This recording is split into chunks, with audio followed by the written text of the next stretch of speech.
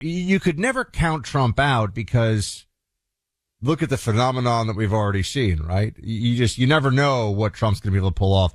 I did not think anybody would wake up on this Monday, May 8th and find themselves seeing a ABC Washington Post poll that has Trump up 7 on Biden. Now, we know there are problems with polls, and we know it's not that exact, but something, it seems, here might have changed, some element of perception. What do you make of the numbers, and what do you make of the shift in sentiment? Okay, so let's start with, I understand everybody out there who are like, there's no such thing as an honest poll, all these things. Okay, let's put that off to the side. Let's just analyze the data that they are presenting in front of us. What it's worth noting, the Washington Post never had, during the 2020 election, a poll where Donald Trump was up on Joe Biden. Never occurred in their polling.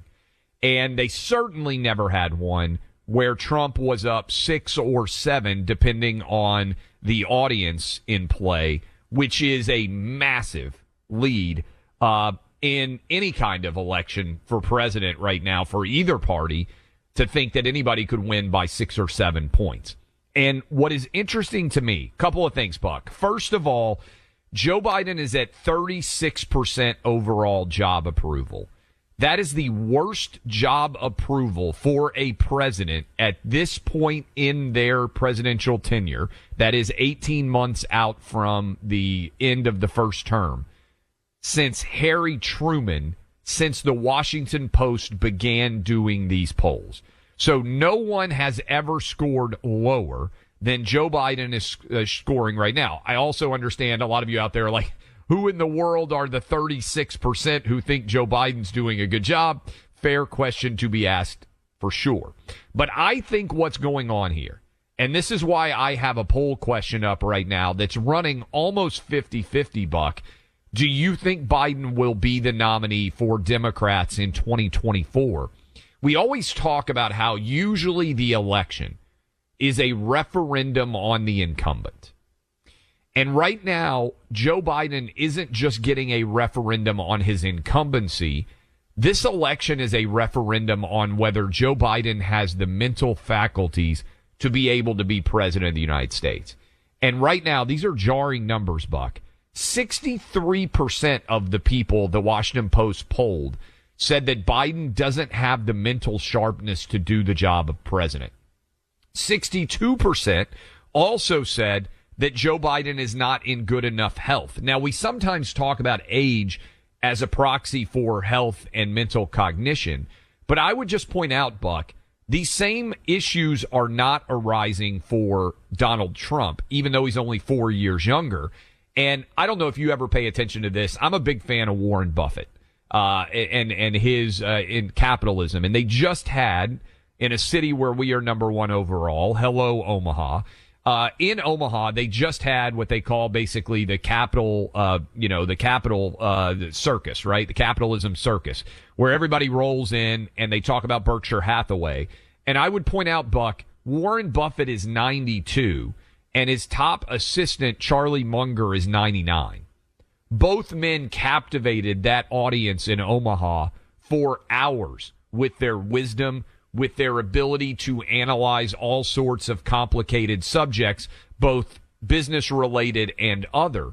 So it's not just age, because many people out there listening to us right now are older than Biden and much better in control of their faculties. It's that the American public, Buck, I really think, has decided that Joe Biden can't do this job. And I don't know how it's possible to reverse what feels to me like something that is only going to get worse over the next 18 months.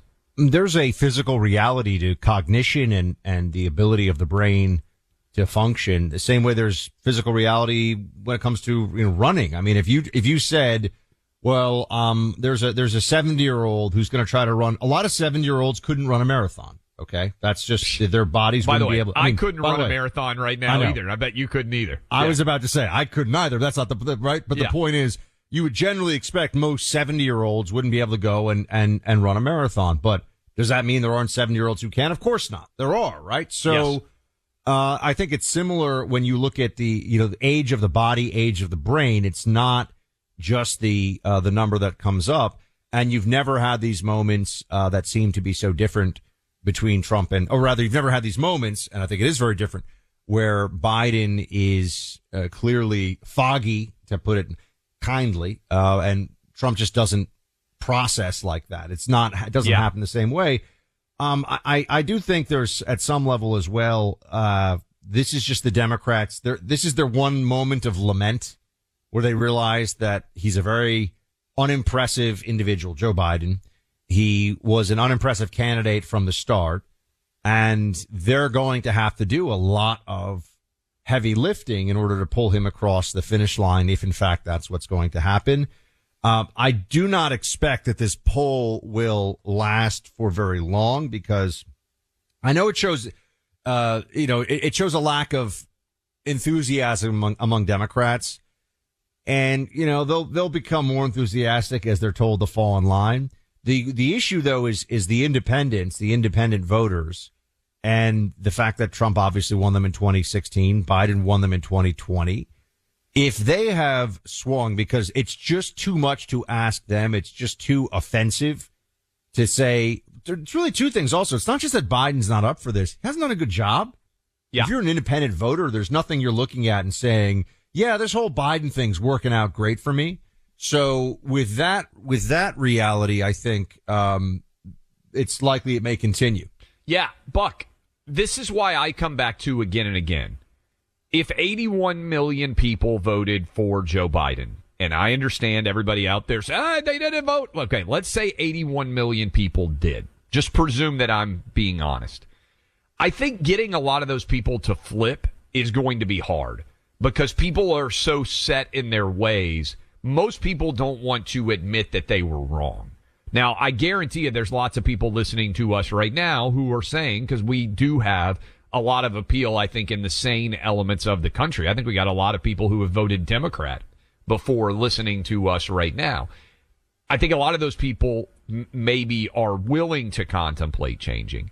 But I think where this really plays out, Buck, is I don't think that they're going to be able to get out the vote in the same way for Joe Biden in 2024 as they were in 2020. Because what Joe Biden promised was normalcy and an end to COVID. COVID was going to end no matter what, sooner or later, as we've talked about on this program, when basically everybody got it.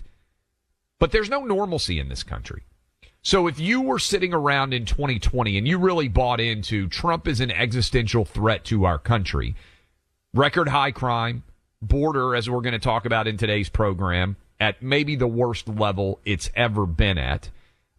We've got war in Ukraine and Afghanistan and inflation at a 40-year high. If you bought into Trump is the worst president ever and he's going to make everything awful, well, didn't Biden make everything awful? And, Buck, what I come back to in this same Washington Post poll, which could, I think, if Trump runs well, Trump has roughly a 20-point lead on who's better on the economy. 20-point lead. And Biden is plummeting also in his trustworthiness as more and more of this Hunter Biden news kind of percolates and cuts through.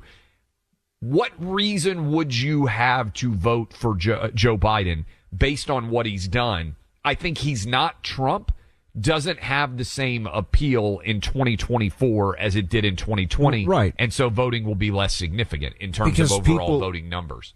People were voting at some level for the perception that the media had created of Joe Biden. I'm talking about independents now. Democrats vote Democrat. That's just, they do what they're told. The sheep bleat in unison, nothing surprising there. Okay. But when you're looking at independent voters and what has happened with them, they were promised a steady, moderate hand at the top of the government. And what they've gotten is a confused dementia patient who is really just a front for far left-wing activist agendas. I mean, the Biden White House has in no meaningful way been moderate. That's just not true.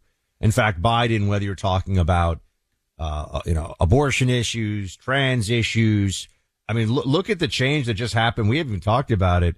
They're now putting this rule in effect where if you have a higher mortgage, if you have rather a higher credit score, you have to pay more so that people with lower credit scores have to pay less.